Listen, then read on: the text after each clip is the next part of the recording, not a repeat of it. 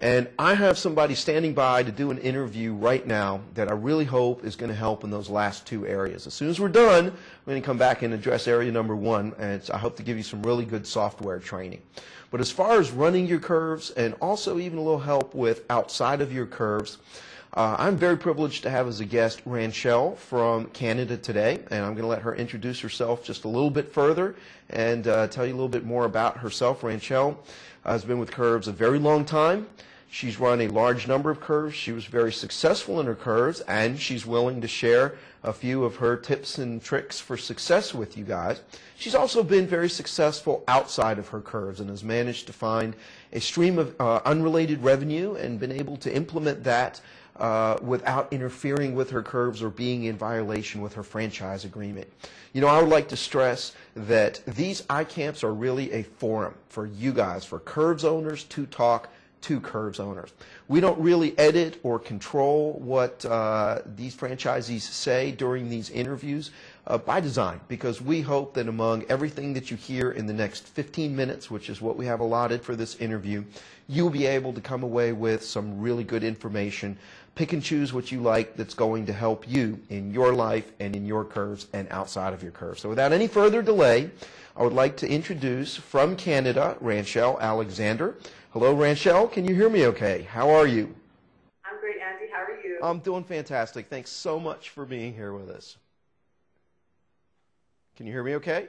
You bet. I'm great. Thank you. Yes, thank you. It's great speaker. Fantastic. Well, Ranchelle, tell us a little bit about yourself. You're from Canada, right? I am. I live in the province of Alberta and in a small city called Camrose. There's about 16,000 of us here. Snowing there yet? I've been in Camrose for about 8 years. Snowing there yet? I'm not snowing yet, no. Yay! Almost, though. It's almost Halloween, huh? Exactly. I know, it's good. So, Ranchelle, tell us a little bit about your involvement with curves. You've been how many years with curves? I was with Curves for 11 years, and so I just recently actually sold my last club as of July this year. It was a fantastic ride. We were one of the first people in Alberta and Saskatchewan, which is where we started, to open up a club. And you had 8 clubs in total? We had 8 clubs in total. At our height of our Curves career, we had 8. Man, that is fantastic. Tell us some of your tips for success, if you would. Absolutely. Right off the top of my head, the first thing is you know, as much as people don't like the scripts, they do work. And I have also been involved with coaching. I have a coaching certification, and I've taken a neuro-linguistics programming. And I have to share with everybody that our program at Curves is NLP and coaching is embedded in there, and that's why it works so well. So that would be my first tip. My second tip would be to really focus on the existing customers, because it's much easier to work with them and have they're already buying from us, and so it's a well-known fact that it's much easier to get that particular customer to repurchase than to go out and find a new customer. And I love Jay Livingston's guerrilla marketing.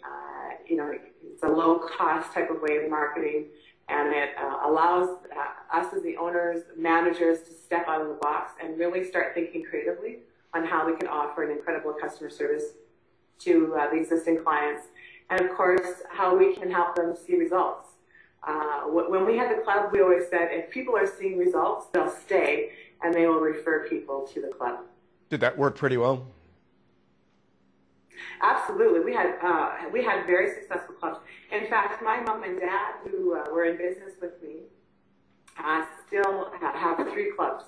They and this is what they do, and they are not really being affected. And I believe it's because of the policies that we set in place a long time ago to ensure that our members were doing all the things that needed to be done, so that they felt that they were special and that they were part of the community. Excellent. What else? I think it's stepping outside of the box, just allowing yourself to, creatively think. There's something called the Disney method, and I absolutely love this. The Disney method is you sit down and you just start brainstorming and with yourself, or even somebody that's not involved in curves. Start brainstorming on things that you can do from either the perspective of getting new clients or things that you can do for your existing clientele. And just allow yourself the opportunity just to go wherever your mind takes you.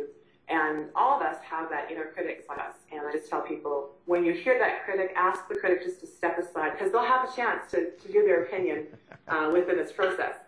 So you ask the critic to step aside, and you just allow your brains to go wherever. And then after that, you can go through it and start analyzing it. Will this work? Why won't it work? Then you allow the critic in you to kind of pull things apart, and you'll be left with some fantastic ideas. And so we often use the Disney method. I like that. What were some of the best ideas that you would say came out of that for you?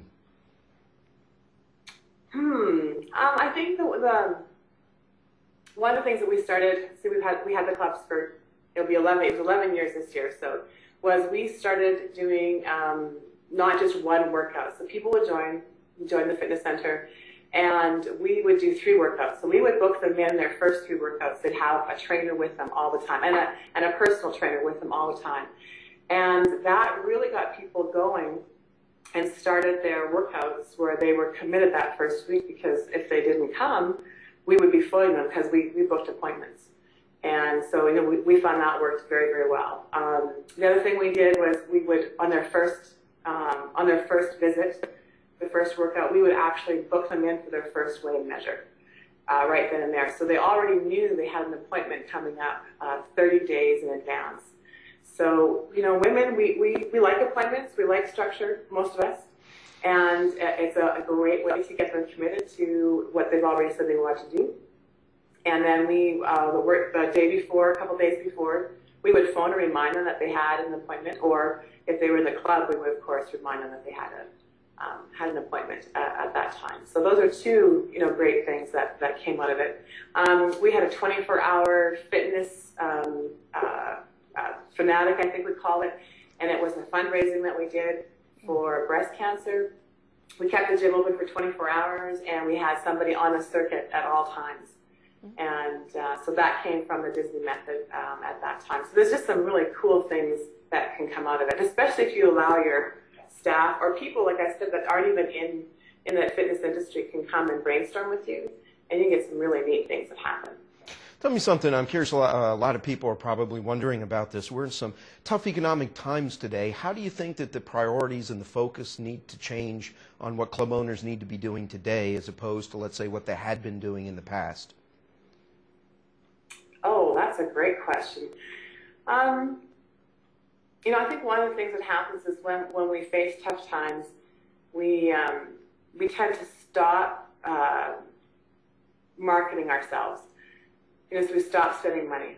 And this is the time where we need to come up with maybe some creative ideas to market ourselves. But really, this is the time that you need to go out and you need to reinvest into your business. Not only to attract new clients, but your existing clients want to know that that you're still there. It's just a nice reminder to them that you're not going anywhere, that you're not going to disappear in the middle of the night like most gyms do. So I think that's one of them. I know that things like we sometimes lose focus on like the giveaway stuff. We get really, and I've been there, got caught up in I can't see the value of giving away the Diane magazine and all the T-shirts and stuff like that, because all you see is, I guess, is what it's costing you. You don't see what comes from it until you stop. And when you stop, it takes a while. It'll take about 6 months, and I'm speaking from experience. It'll take about 6 months, and all of a sudden, your referrals are going down, and just things happen. And once we implemented the giveaways, we found that our referrals started to go up. People like free stuff. Was there really anything else that you had or that you wanted to say in regards to curves or tips on running your curves? A couple of things. I guess the first thing I just want to touch on, I haven't really talked about the technology that's out there, so, of course. And there are a lot of opportunities to use technology to your benefit, like the program of I go figure. There are things like you can do, like the newsletters, there's blogs, there's Twitter, all that kind of fun stuff. And that doesn't have to be an expensive adventure. And so, I urge people, if they have any questions, of course, they can email me. I'll leave you my email, Andy.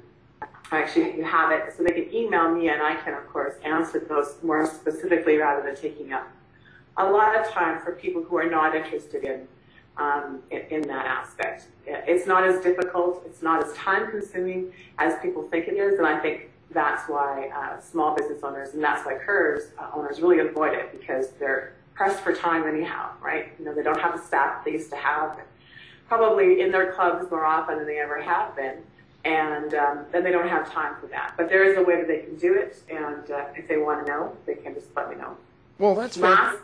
Yeah, no, go right ahead. I was just going to say that's fantastic, and I appreciate your sharing. Go ahead with what you were going to say. The last thing that I have always told Curves owners is to ensure that they diversify their income. And there are ways that you can do that and still follow your Curves policies and procedures. It's a franchise, and we may not like all the rules, sometimes with the franchise, but the fact is that it does have rules, and a lot of them are there to protect us. And I always appreciate that, from Curves. However, in saying that, I still did diversify my income, and I did it without breaking any, laws. I'll say it in that quotation mark. And so the last thing that we did, which is actually why I ended up selling the Curves, was I wanted to more focus on this, was I found a product that helped women with menopause, because it started out that way. And it actually stops hot flashes and all of the things that go along with the menopause symptoms and PMS symptoms.